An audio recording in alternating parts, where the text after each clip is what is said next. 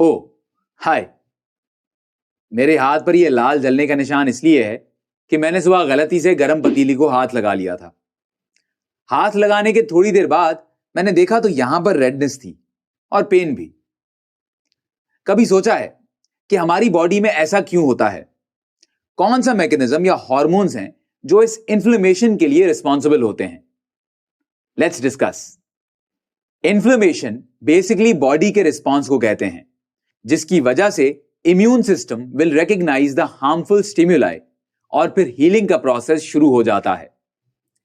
Inflammation के कुछ signs हैं: pain, swelling, redness, heat and loss of sensation. Lipids का एक ग्रुप प्रोस्टाग्लैंडिन्स है। इनको बनाने के लिए रिस्पॉन्सिबल होते हैं मेमेलियन टिश्यूज। अगर कहीं पर भी इंजरी, इंफेक्शन या इन्फ्लेमेशन होगी तो prostaglandins will get released. Prostaglandins को सिग्नलिंग मॉलिक्यूल्स भी कहते हैं। बुखार हो या दर्द, रेडनेस हो या इन्फ्लेमेशन, इन सबको प्रोड्यूस करने के सिग्नल्स प्रोस्टाग्लैंडिन्स ही देते हैं। Apart from signals, they also control some physiological processes like inflammation, severity of pain, blood flow, formation of blood clots, immunity, and they also induce labor. Inflammation की बात करें तो जहां टिश्यू डैमेज होगा वहीं inflammation होगी और इन्फ्लेमेशन की वजह से हीलिंग टाइम कम हो जाता है। यानी कि इन्फ्लेमेशन की वजह से टिश्यूज रिपेयर मोड में आ जाते हैं। ब्लड फ्लो को at the site of damage increase करेंगे। अगर ब्लड फ्लो ज्यादा होगा तो ब्लड क्लॉटिंग जल्दी होगी, नहीं? और इम्यूनिटी को कैसे स्ट्रांग करेंगे? जब फीवर या इंफेक्शन होगा तो बॉडी व्हाइट ब्लड सेल ज्यादा प्रोड्यूस करेगी, जिसकी वजह से more cells will be available to fight the infection, right? यह तो बात हो गई प्रोस्टाग्लैंडिन्स की। लेकिन अगर फीवर हो गया ड्यू टू सम इंफेक्शन या inflammation, which medicine do we take? Yes, aspirin. इसका मतलब है कि एस्पिरिन कहीं ना कहीं प्रोस्टाग्लैंडिन की सिंथेसिस को ब्लॉक कर रही है। यह सिंथेसिस पाथवे हम आगे डिस्कस करेंगे, बट फॉर नाउ बस यह याद रखें कि aspirin will reduce fever and decrease pain. And with this topic, we are finally done with the lipids. आप जाकर लिपिड्स को अच्छे से रिवाइज करें। मैं आपसे नेक्स्ट वीडियो में नए टॉपिक के साथ मिलूंगा। टिल देन, अल्लाह हाफिज।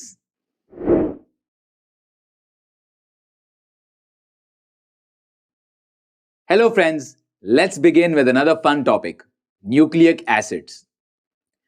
एफ मीशर ने 1969 में सबसे पहले पस सेल के न्यूक्लियस से एक कंपाउंड आइसोलेट किया और उसे नाम दिया न्यूक्लियन का। इस न्यूक्लियन को स्टडी करने के बाद पता चला कि न्यूक्लियन की प्रॉपर्टीज मोस्टली एसिडिक हैं, जिसकी वजह से it was renamed to nucleic acid. आज के लेक्चर में हम न्यूक्लिक एसिड को डिटेल में स्टडी करेंगे। इस चैप्टर में हमने पॉलीमर्स एंड मोनोमर्स को बहुत डिटेल में स्टडी किया है, right? So jumping directly to the definition. Nucleic acids are polymers which are made up of 5 sugar-based compounds known as nucleotides. इसका मतलब हुआ कि nucleotides are the monomers of nucleic acids. है ना? अब अगर न्यूक्लियोटाइड के स्ट्रक्चर को देखें तो it is a pentose sugar, मतलब कि it has 5 carbons. Carbon number 1 पे अटैच होगा nitrogenous base and carbon number 5 पे होगा phosphate. So a pentose sugar combined with a nitrogenous base and a phosphate group is known as a nucleotide, which is the basic unit of nucleic acid. Clear, right?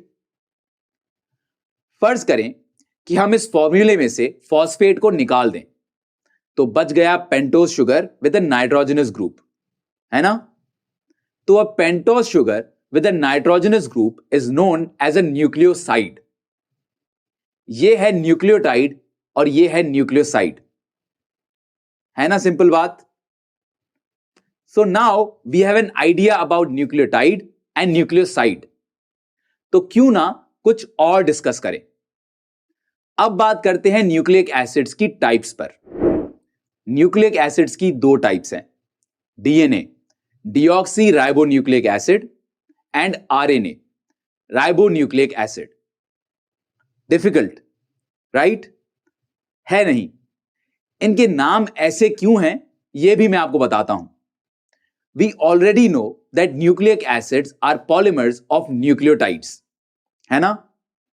तो ये DNA is the polymer of deoxyribonucleotide, whereas RNA is the polymer of ribonucleotide।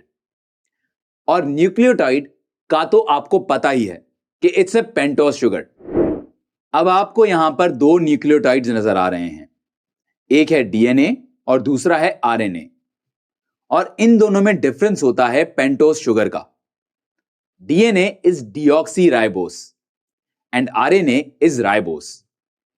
दोनों में nitrogenous base है carbon number 1 पे and carbon number 5 पर है phosphate group.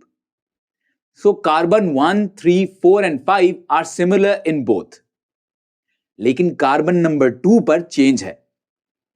RNA में carbon number 2 में हाइड्रोजन एंड हाइड्रोक्सिल ग्रुप हैं, जबकि डीएनए में हाइड्रोक्सिल की जगह पर है हाइड्रोजन। डीएनए और आरएनए को हम आगे कुछ लेक्चर्स में और अच्छे से पढ़ेंगे, बट फॉर नाउ आपको न्यूक्लियोटाइड्स का कॉन्सेप्ट क्लियर होना चाहिए। एक और कॉन्सेप्ट को समझें कि डीएनए और RNA are made up of 4 types of nucleotides and these types are variable on the basis of nitrogenous group. कैसे? आए समझें। नाइट्रोजनस बेसिस के दो ग्रुप्स हैं, प्यूरीन एंड पिरिमिडीन। प्यूरीन की फर्दर दो टाइप्स हैं, एडेनिन एंड ग्वानिन, जबकि पिरिमिडीन के 3 टाइप्स हैं और वो हैं साइटोसिन, थाइमीन एंड यूरेसिल। आज के लिए आई थिंक ये बहुत है।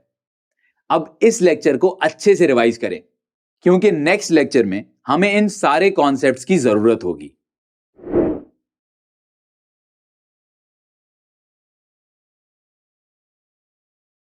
हेलो फ्रेंड्स,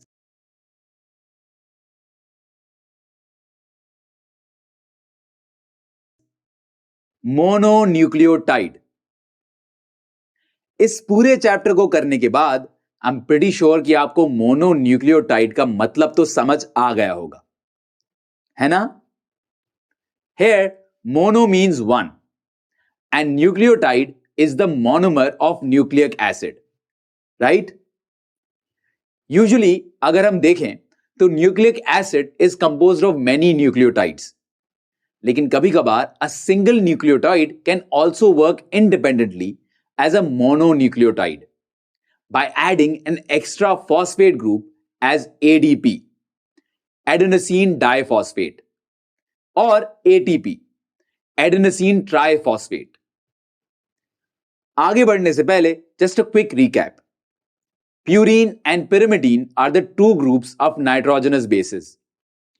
प्यूरीन की फर्दर 2 टाइप्स हैं, एडेनिन एंड ग्वानिन, जबकि पिरिमिडीन की टाइप्स हैं साइटोसाइन, थाइमीन एंड यूरेसिल। ये एक एडेनिन का स्ट्रक्चर है which is a nitrogenous base. इसके साथ अटैच्ड है पेंटोज शुगर, और एडेनिन पेंटोज के कार्बन नंबर 1 के साथ अटैच्ड होकर बन गया adenosine. So now nitrogenous base is an adenosine. इस एडिनोसिन के साथ अगर हम एक फॉस्फेट ग्रुप अटैच करें तो यह होगा एडिनोसिन मोनोफॉस्फेट। यहां तक तो बात क्लियर है। अब अगर इस मोनोफॉस्फेट में एक और फॉस्फेट ग्रुप अटैच कर दे तो यह बन गया एडिनोसिन डाइफॉस्फेट। और अगर 3 फॉस्फेट ग्रुप्स अटैच करें तो बताएं क्या बनेगा? जी हां, एडिनोसिन ट्राइफॉस्फेट। Clear, right? इन फॉस्फेट मॉलिक्यूल्स के बीच में जो बॉन्ड्स हैं उन्हें फॉस्फेट एनहाइड्राइड बॉन्ड्स कहते हैं। और इन बॉन्ड्स की 2 खुसूसियात हैं जो आपको जरूर पता होनी चाहिए, और वो ये हैं कि एक तो ये बॉन्ड्स बहुत अनस्टेबल होते हैं और आसानी से टूट सकते हैं, और दूसरी इंपॉर्टेंट बात यह है कि जब ये बॉन्ड्स टूटते हैं तो they release energy, very high energy. Clear? अब यहां पर जो एटीपी है वो एनर्जी स्टोर एंड कैरी करता है and provides this energy to many metabolic reactions. और ये एनर्जी रिलीज होगी जब हम ये बॉन्ड तोड़ेंगे, और फिर ये एनर्जी यूज होगी for many processes like synthesis of proteins, lipids and carbohydrates, cell movement, cell division, active transport, movement of flagella and many others. आप एनर्जी रिलीज का अंदाजा इससे लगाएं कि जब एडिनोसिन ट्राइफॉस्फेट एडिनोसिन डाइफॉस्फेट में कन्वर्ट होगा तो 7.3 किलो कैलोरीज पर मोल और 31.81 किलो जूल्स पर मोल एनर्जी रिलीज होगी। तो आज के लेक्चर में हमने adenosine diphosphate and adenosine triphosphate को देखा। अब नेक्स्ट लेक्चर में हम करेंगे डाई न्यूक्लियोटाइड। तो जल्दी से नेक्स्ट वीडियो पर आ जाए।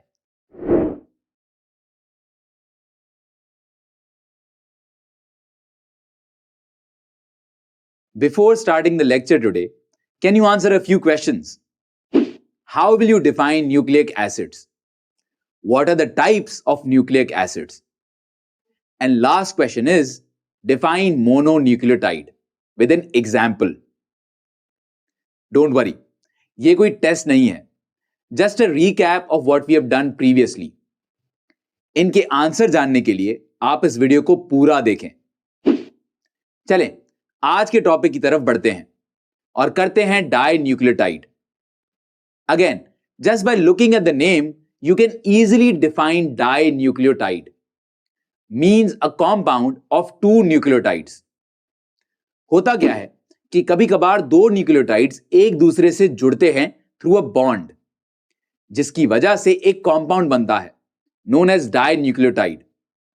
और डाई न्यूक्लियोटाइड की मोस्ट कॉमन एग्जाम्पल है निकोटिनामाइड एडेनिन डाइन्यूक्लियोटाइड। अब इस निकोटिनामाइड एडेनिन डाइन्यूक्लियोटाइड के स्ट्रक्चर को देखते हैं। पहले न्यूक्लियोटाइड पर you can see that the nitrogenous base nicotinamide is attached eight carbon number 1 of pentose sugar, जबकि कार्बन नंबर 5 पर है फॉस्फेट ग्रुप। और दूसरे न्यूक्लियोटाइड में adenine which is the nitrogenous base is attached at carbon number 1 of pentose sugar, जबकि carbon number 5 पर है phosphate group. अब ये दो न्यूक्लियोटाइड एक दूसरे के साथ जुड़ जाएंगे through a covalent bond. So now you can relate.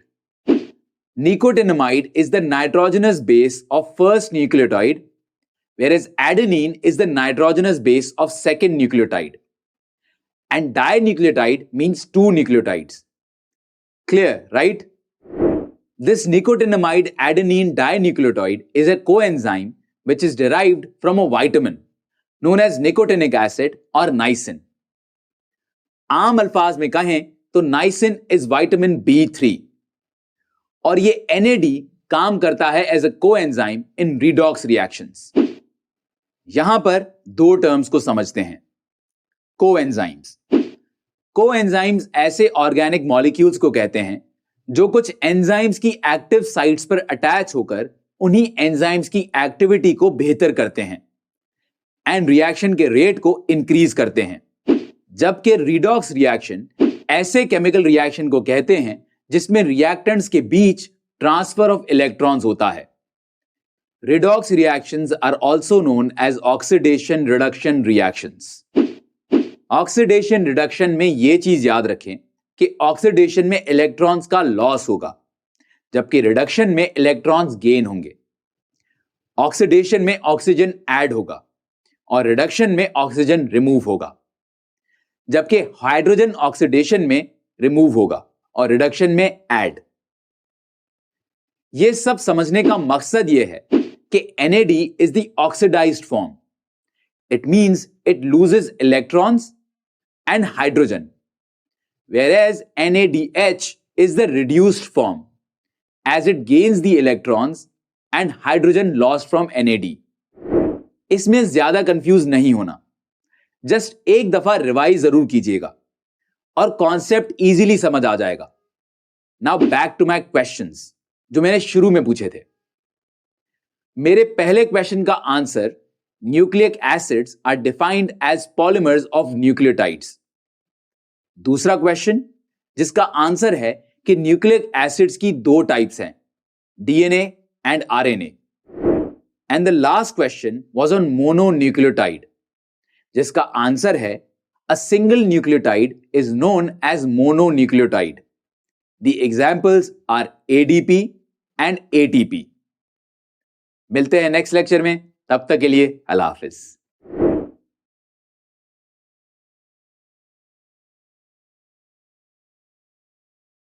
हमने बात शुरू की थी न्यूक्लिक एसिड्स से, फिर बात की न्यूक्लियोटाइड्स की, जिसके बाद डिस्कस किया मोनोन्यूक्लियोटाइड एंड डाइन्यूक्लियोटाइड। अब बात को आगे लेकर चलते हैं और डिस्कस करते हैं फॉस्फोडाइईस्टर बॉन्ड। दो न्यूक्लियोटाइड्स आपस में जुड़ते हैं through a bond known as phosphodiester bond. इसको अच्छे से समझने के लिए आप न्यूक्लियोटाइड के स्ट्रक्चर को देखें।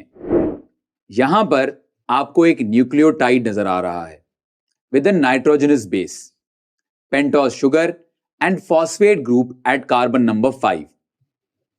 और यह है दूसरा nucleotide, exactly the same like first nucleotide, a nitrogenous base, pentose sugar and a phosphate group at carbon number 5। अब बात को गौर से समझें। यह जो फर्स्ट न्यूक्लियोटाइड है, इसकी कार्बन नंबर 3 पर है अ हाइड्रोक्सिल ग्रुप, और जो दूसरा न्यूक्लियोटाइड है जिसके कार्बन नंबर 5 पर फॉस्फेट ग्रुप है, उसके पास भी एक हाइड्रोक्सिल ग्रुप है। अब फर्स्ट न्यूक्लियोटाइड के शुगर का हाइड्रोक्सिल ग्रुप रिएक्ट करेगा सेकंड न्यूक्लियोटाइड के फॉस्फेट ग्रुप के हाइड्रोक्सिल ग्रुप के साथ, जिसके नतीजे में वाटर रिलीज होगा, एज यू कैन सी। यहां तक तो क्लियर है कि किस तरह हमने दो शुगर्स को एक फॉस्फेट ग्रुप के साथ जोड़ा, है ना? So we can define phosphodiester bond as the bond between two sugar molecules and a phosphate group, right? चलें, इस नाम को ब्रेक करते हैं। Phosphodiester, where phospho is for the phosphate group and diester means two ester bonds. दो ester bonds, इसका मतलब कि फॉस्फोडाइईस्टर में दो एस्टर बॉन्ड्स बनते हैं, है ना? लेकिन कैसे? आइए बताता हूं। यहां पर हैं दो pentose sugars, sugar 1 and sugar 2। First sugar के कार्बन 3 पर है hydroxyl group and second sugar के कार्बन 5 पर है फॉस्फेट ग्रुप का hydroxyl group, and phosphate group के हाइड्रोक्सिल से OH through the process of condensation, यानी कि वाटर रिलीज होगा। तो यह बन गया एस्टर बॉन्ड, पहला एस्टर बॉन्ड। और दूसरा एस्टर बॉन्ड बनेगा जब सेम फॉस्फेट ग्रुप अटैच होगा eight carbon 5 of second sugar molecule, तो यहां पर भी वाटर रिलीज होगा। So now we have two ester bonds and two water molecules and a phosphodiester linkage. यहां तक बात क्लियर हो गई? अब सवाल यह पैदा होता है कि फॉस्फोडाइईस्टर बॉन्ड की क्या जरूरत है। दरअसल फॉस्फोडाइईस्टर बॉन्ड न्यूक्लिक एसिड की स्ट्रैंड्स की बैकबोन है, क्योंकि न्यूक्लियोटाइड्स एक दूसरे से इसी बॉन्ड के थ्रू मिले होते हैं।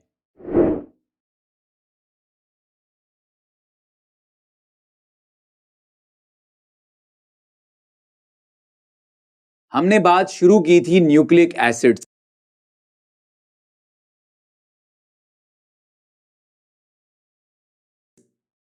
बात चल रही है हमारी न्यूक्लिक एसिड्स एंड न्यूक्लियोटाइड्स की, तो आज का टॉपिक भी डिस्कस कर लेते हैं। अभी तक हमें यह तो क्लियर हो गया कि न्यूक्लियोटाइड्स एक दूसरे से जुड़े होते हैं और बनाते हैं पॉलीमर्स। यह भी कह सकते हैं कि nucleotides are monomers of nucleic acids, है ना? अगर न्यूक्लियोटाइड्स के पॉलीमर्स की बात करें तो बेस्ट एग्जांपल है डीएनए एंड आरएनए की। लिविंग ऑर्गेनिजम्स के अंदर डीएनए एंड आरएनए का बहुत इंपॉर्टेंट रोल है। डीएनए, डीऑक्सी राइबोन्यूक्लिक एसिड, आम अल्फाज में कहें तो डीएनए का फंक्शन होता है passing of characteristics from one generation to another. Genetical features मां बाप से आगे बच्चों में डीएनए के थ्रू पास होते हैं और यह जेनेटिक इंफॉर्मेशन डीएनए में कोड्स की फॉर्म में सेव होती है। डीएनए के स्ट्रक्चर को भी देख लेते हैं। डीएनए का स्ट्रक्चर फर्स्ट टाइम 1953 में James Watson and Francis Crick ने एक्सप्लेन किया। And in that model they explained few points. चलें देखते हैं फर्स्ट पॉइंट। उनका पहला पॉइंट था कि DNA is a double helical structure and each helix is made up of 4 types of nucleotides. Double helical structure का मतलब क्या है, यहां पर देखें। आपको एक हेलिकल स्ट्रक्चर नजर आ रहा है, आम अल्फाज में स्पाइरल शेप्ड। तो डीएनए में 2 हेलिकल स्ट्रैंड्स एक दूसरे के साथ ट्विस्टेड होती हैं और हर स्ट्रैंड बनी होती है 4 बिल्डिंग ब्लॉक्स से, जिनको हम न्यूक्लियोटाइड्स कहते हैं। न्यूक्लियोटाइड का स्ट्रक्चर तो आपको याद ही होगा, a pentose sugar, nitrogenous base at carbon 1 and phosphate at carbon 5, है ना। डीएनए में जो 4 न्यूक्लियोटाइड्स होते हैं वो हैं adenine nucleotides, thymine nucleotides, guanine nucleotides and cytosine nucleotides. ये adenine, thymine, guanine and cytosine हमने पहले भी तो पढ़े हुए हैं। जी हां, these are the different types of nitrogenous bases. यानी कि शुगर और फॉस्फेट सेम है, बस nitrogenous base is different. Nitrogenous bases are classified into 2 groups, purine and pyrimidine. Purine में आते हैं एडेनिन एंड ग्वानिन, जबकि पिरिमिडीन में आते हैं साइटोसिन एंड थाइमीन। अब जो याद रखने की बात है वो ये है कि दोनों स्ट्रैंड्स एक दूसरे के कॉम्प्लीमेंट्री होते हैं। मतलब कि अगर एक स्ट्रैंड में प्यूरीन होगा तो दूसरे हीलिक्स में पिरिमिडीन। यह पैटर्न याद रखिएगा। Adenine will join with thymine and guanine will join with cytosine. Adenine and guanine purines हैं, जबकि थाइमीन एंड साइटोसिन पिरिमिडीन। तो यहां तक हमने डीएनए के स्ट्रक्चर के 2 मेन पॉइंट्स कर लिए कि DNA is a double helical and each helix is made up of 4 nucleotides. Both helix are complementary to each other. Adenine will always join with thymine and guanine will always join with cytosine. अब इन दोनों strands में जो basis हैं उनको आपस में pair होने के लिए एक दूसरे को फेस करना होगा, है ना। और एक दूसरे को फेस करने के लिए दोनों स्ट्रैंड्स को एक दूसरे के ऑपोजिट मूव करना होगा। बल्कि यह कहना ज्यादा बेहतर है कि these strands are antiparallel to each other. इस पिक्चर को देखें, यहां पर 2 हीलिक्स स्ट्रैंड्स हैं जिनके 2 पार्ट्स हैं। एक पार्ट है upright, made up of deoxy ribose sugars and phosphate. दूसरा है रंग, यानी कि लैडर के steps made up of nitrogenous basis. और ये हीलिक्स एक दूसरे से जुड़ी होती हैं थ्रू द हाइड्रोजन बॉन्ड्स, जैसे कि आप देख सकते हैं। साइटोसिन एंड ग्वानिन के बीच में 3 हाइड्रोजन बॉन्ड्स हैं, जबकि थाइमीन एंड एडेनिन के बीच में 2। यहां तक तो बात समझ आ गई। अब एक नया कॉन्सेप्ट समझने के लिए सबको रिवाइज करते हैं। ये 2 न्यूक्लियोटाइड्स हैं जो आपस में जुड़े हैं थ्रू अ फॉस्फेट ग्रुप। पहले न्यूक्लियोटाइड पर फॉस्फेट ग्रुप अटैच होगा एट कार्बन नंबर 3 एंड दूसरे न्यूक्लियोटाइड पर एट कार्बन नंबर 5 और यहां पर बन गया फॉस्फोडाइस्टर बॉन्ड। फिर दूसरा न्यूक्लियोटाइड अटैच होगा तीसरे न्यूक्लियोटाइड से एट कार्बन नंबर 3। इसी तरह और न्यूक्लियोटाइड्स अटैच्ड होंगे और यह एक चेन बन जाएगी। क्लियर? इस हीलिक्स के साथ मुझे एक और हीलिक्स अटैच करना है। तो remember, second helix strand is anti parallel. तो फर्स्ट हीलिक्स में nucleotides run from 5 to 3 and in downward direction, and second helix में nucleotides will run from 3 to 5 in the upward direction, और इन दोनों helix के बीच में जो डिस्टेंस होगा from one end to another end will be 20 angstrom. और डीएनए की एक कंप्लीट टर्न में 10 बेस पेयर्स होते हैं। डीएनए का ये मॉडल बहुत इंपॉर्टेंट है, इसका कॉन्सेप्ट क्लियर होना इज वेरी इंपॉर्टेंट। आप इस लेक्चर को अच्छे से रिवाइज करें and then meet me in the next video.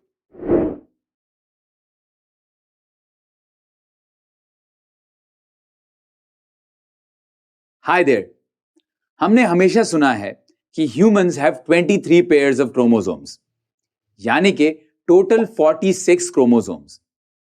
इनमें से अगर एक भी क्रोमोसोम कम या ज्यादा हो तो that's not normal and can lead to many problems. लेकिन ये क्रोमोसोम्स हैं क्या और कहां होते हैं? चलें देखते हैं। सेल के अंदर है न्यूक्लियस, न्यूक्लियस के अंदर हैं क्रोमेटिड्स। सेल डिवीजन के time chromatids separate and form chromosomes. Chromosomes के अंदर होता है डीएनए और डीएनए के अंदर होते हैं जीन्स। जीन हेरिडिटी का बेसिक यूनिट है which is passed from parent to child. Heredity is basically biological inheritance in which the qualities and characteristics are passed from generation to generation. यहां तक बात क्लियर है? अगर मैं आपको यह पिक्चर दिखाऊं और पूछूं इस डीएनए के मॉलिक्यूल में जीन कहां है, तो आप क्या कहेंगे? Yes, this part of the DNA is gene.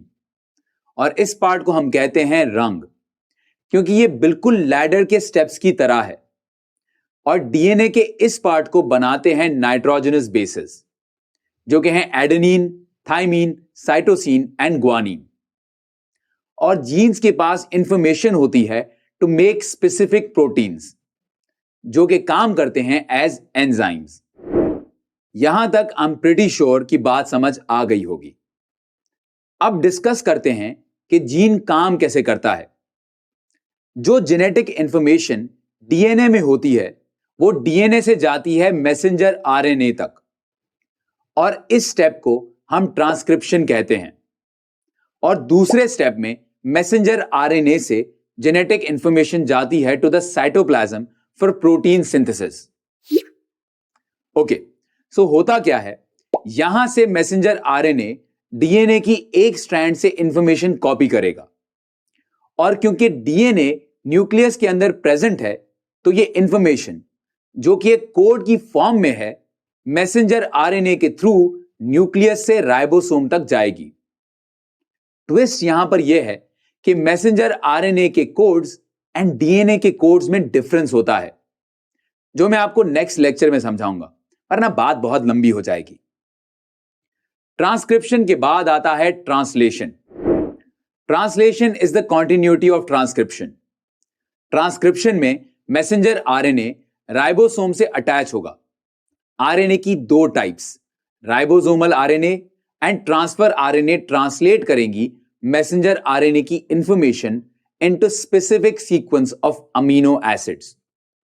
और यह तो आपको पता है कि amino acids are the building blocks of proteins. आज के लेक्चर में हमने कुछ न्यू टर्म्स पढ़ी हैं, like RNA and types. In terms को समझने के लिए नेक्स्ट लेक्चर पर आ जाएं।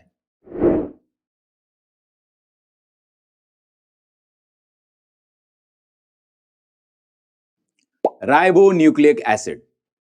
As we have already discussed, that ribonucleic acid is the polymer of nucleotides. मतलब many nucleotides combine and form ribonucleic acid. और इनका स्ट्रक्चर भी ऑलमोस्ट दूसरे न्यूक्लियोटाइड्स की तरह होता है। Nucleotide of an RNA has ribose sugar, nitrogenous base at carbon 1 and phosphate group at carbon 5। Simple, right? RNA की नाइट्रोजनस बेसेस होती हैं adenine, guanine, cytosine and uracil. मतलब कि thymine is replaced by uracil. हमने पढ़ा था कि DNA is a heredity material which helps in the transfer of characteristics from generation to generation. और डीएनए से ये इंफॉर्मेशन मैसेंजर आरएनए कैरी करता है फ्रॉम न्यूक्लियस टू साइटोप्लाज्म। फिर मैसेंजर आरएनए राइबोसोम से अटैच होता है और फिर वो information transfer RNA and ribosomal RNA translate करते हैं in the making of specific sequence of amino acids. And amino acids proteins के बिल्डिंग ब्लॉक्स हैं, तो इसका मतलब कि RNA helps in protein synthesis. नहीं? जी हां, यह बात याद रखिएगा कि DNA is the heredity material and RNA helps in the protein synthesis. हमने पिछले लेक्चर में कुछ टर्म्स पढ़ी थी, आइए उनको भी डिस्कस कर लेते हैं। राइबोन्यूक्लिक एसिड्स की 3 टाइप्स हैं, messenger RNA, transfer RNA and ribosomal RNA. Messenger RNA, it is a single strand polynucleotide. The length of messenger RNA depends on the size of gene. इसको इस तरह से समझें, यह एक डीएनए मॉलिक्यूल है और उसके अंदर है जीन, और जीन के अंदर स्पेसिफिक कोड्स होते हैं जिनको मैसेंजर आरएनए कॉपी करता है, और ये स्पेसिफिक कोड्स जेनेटिक कोड्स होते हैं। डीएनए की 3 बेसिस से जो कोड बनता है उसे जेनेटिक कोड कहते हैं, और इस जेनेटिक कोड को मैसेंजर आरएनए कॉपी करता है इन द फॉर्म ऑफ कोडॉन्स। यहां तक तो बात क्लियर हो गई, राइट? जिस तरह डीएनए में 3 बेसिस से जेनेटिक कोड बनता है, बिल्कुल उसी तरह मैसेंजर आरएनए में 3 बेसिस से कोडॉन बनता है। आपको यहां डीएनए और आरएनए के डिफरेंट कोड्स नजर आ रहे हैं। डीएनए के पहले कोड को देखें, साइटोसिन, एडेनिन, साइटोसिन। इस कोड को मैसेंजर आरएनए कॉपी करेगा in the form of codon as guanine, uracil and guanine. Cytosine copy होगा in the form of guanine, adenine as uracil, thymine as adenine, guanine as cytosine. दूसरे code को देखें, guanine, thymine, adenine, और यह copy होगा as cytosine, adenine and uracil. और हर codon एक अमीनो एसिड को रिप्रेजेंट करता है, मतलब 1 कोडॉन फॉर 1 अमीनो एसिड। ओहो, परेशान ना हो, यह बहुत सिंपल है। बस अगर आपको डीएनए एंड आरएनए के जेनेटिक कोड एंड कोडॉन के डिफरेंसेस पता हैं तो यह टॉपिक बिल्कुल सिंपल है। अब बात करते हैं ट्रांसफर एंड राइबोसोमल आरएनए की, लेकिन उसके लिए आप जल्दी से नेक्स्ट वीडियो पर आ जाएं।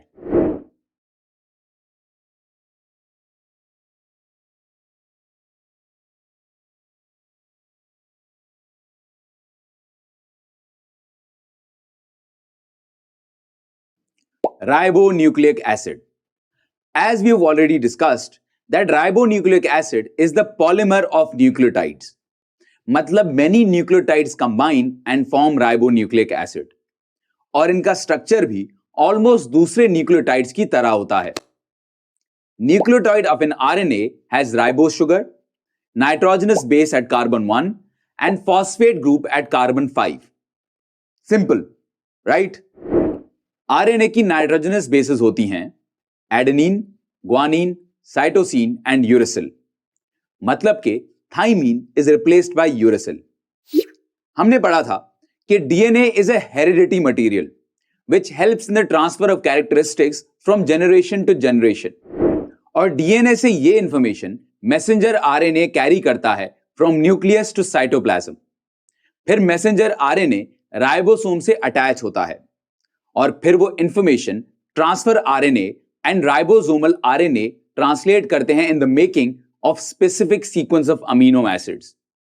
एंड अमीनो एसिड्स प्रोटीन्स के बिल्डिंग ब्लॉक्स हैं, तो इसका मतलब कि RNA helps in protein synthesis. नहीं? जी हां, यह बात याद रखिएगा कि DNA is the heredity material and RNA helps in the protein synthesis. हमने पिछले लेक्चर में कुछ टर्म्स पढ़ी थी, आइए उनको भी डिस्कस कर लेते हैं। राइबोन्यूक्लिक एसिड्स की 3 टाइप्स हैं, messenger RNA, transfer RNA and ribosomal RNA. Messenger RNA, it is a single strand polynucleotide. The length of messenger RNA depends on the size of gene. इसको इस तरह से समझें, यह एक डीएनए मॉलिक्यूल है और उसके अंदर है जीन, और जीन के अंदर स्पेसिफिक कोड्स होते हैं जिन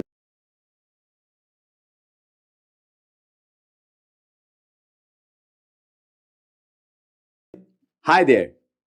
सो विदाउट वेस्टिंग एनी टाइम हम डायरेक्ट अपने टॉपिक पर आते हैं, लेकिन उससे पहले एक छोटी सी रिवीजन। ह्यूमन बॉडी, उसमें है सेल, सेल के अंदर न्यूक्लियस, न्यूक्लियस के अंदर क्रोमोसोम्स, क्रोमोसोम्स में डीएनए एंड डीएनए के अंदर जीन्स। डीएनए अनजिप होगा और कोड्स कॉपी करेगा messenger RNA in the form of codons. फिर मैसेंजर आरएनए जाएगा एंड अटैच हो जाएगा राइबोसोम पर जो साइटोप्लाज्म में है। अब यहां पर आता है ट्रांसफर आरएनए का रोल, लेकिन उससे पहले ट्रांसफर आरएनए का स्ट्रक्चर देख लेते हैं।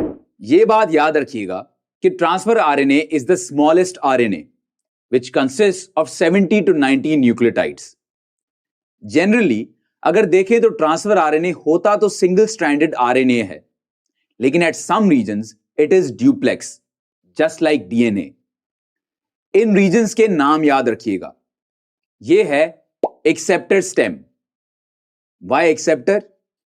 बिकॉज अमीनो एसिड इससे आकर बाइंड होगा, यानी कि ट्रांसफर आरएनए अमीनो एसिड को एक्सेप्ट करेगा। Anticodon loop, anticodon loop recognise करेगा मैसेंजर आरएनए को और कोडॉन को डिकोड करेगा।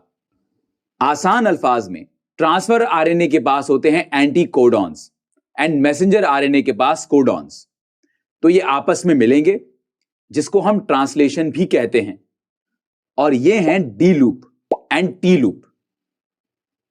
इन चार रीजन्स पर आपको दो स्ट्रैंड्स एंड हाइड्रोजन बॉन्ड्स नजर आ रहे हैं, है ना? इसीलिए इन रीजन्स को ड्यूप्लेक्स रीजन्स कहा जाता है। यहां तक आपको कोड्स, कोडॉन्स एंड एंटीकोडॉन समझ आ गए, है ना? अब सवाल यह है कि what is the function of transfer RNA? So as the name says, transfer RNA transfer करेगा अमीनो एसिड को from cytosol to ribosome। Human cell में 45 डिफरेंट टाइप्स के ट्रांसफर आरएनए होते हैं, जबकि टोटल ये 60 होते हैं और 10 to 20% टोटल आरएनए को बनाते हैं। So a quick review of all the important points about transfer RNA. Smallest sized RNA consists of 70 to 90 nucleotides. Transfer RNA is single stranded, but at 4 regions is duplex. The regions are acceptor stem, D loop, anticodon loop, and T loop. Transfer RNA has anticodons. It transfers amino acids from cytosol to ribosome. Human cell contains 45 different types of transfer RNA. 10 to 20% of total RNA is transfer RNA. Next up is ribosomal RNA. Ribosomal RNA provides structure to the ribosomes as it is present in the ribosome. Largest of all and 80% of total RNA in a cell is ribosomal RNA. Ribosomal RNA का main function होता है during protein synthesis. It is involved in peptide linkages. मतलब कि ribosomal RNA बनाते हैं peptide bonds between the amino acids. तो यह बात हो गई हमारी आरएनए एंड टाइप्स पर। आप इस लेक्चर को अच्छे से रिवाइज करेंगे और मुझसे नेक्स्ट वीडियो में मिलेंगे।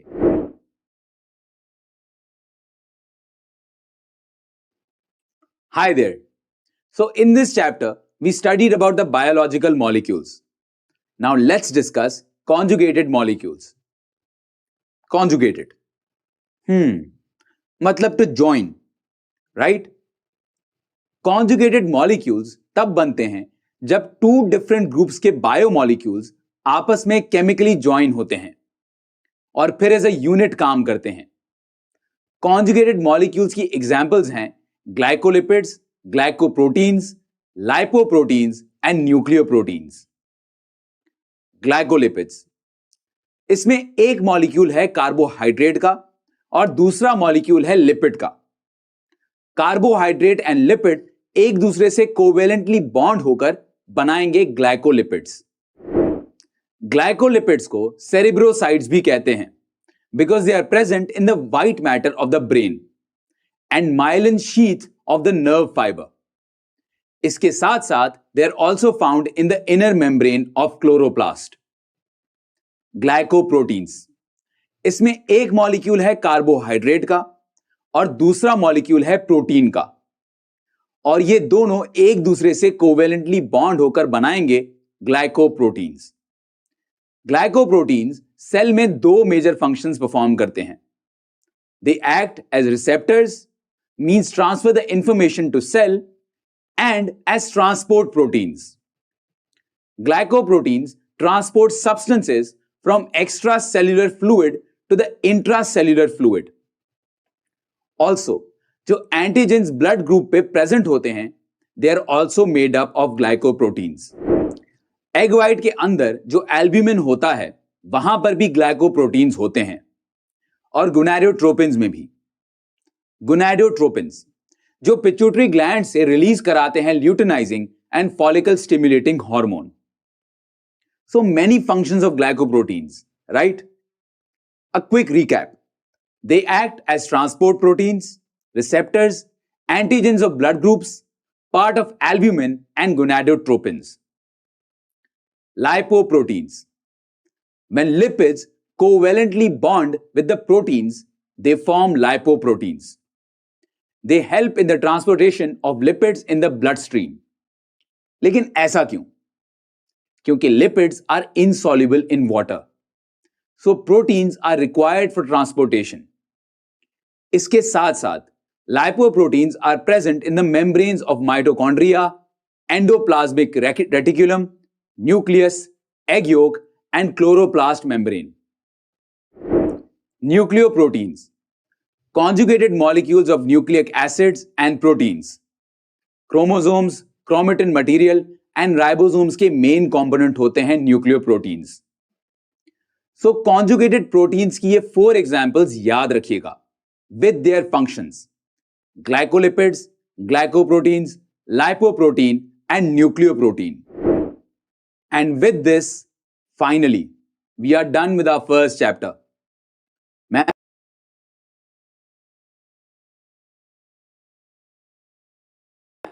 और अब सबसे इंपॉर्टेंट बात करते हैं और डिस्कस करते हैं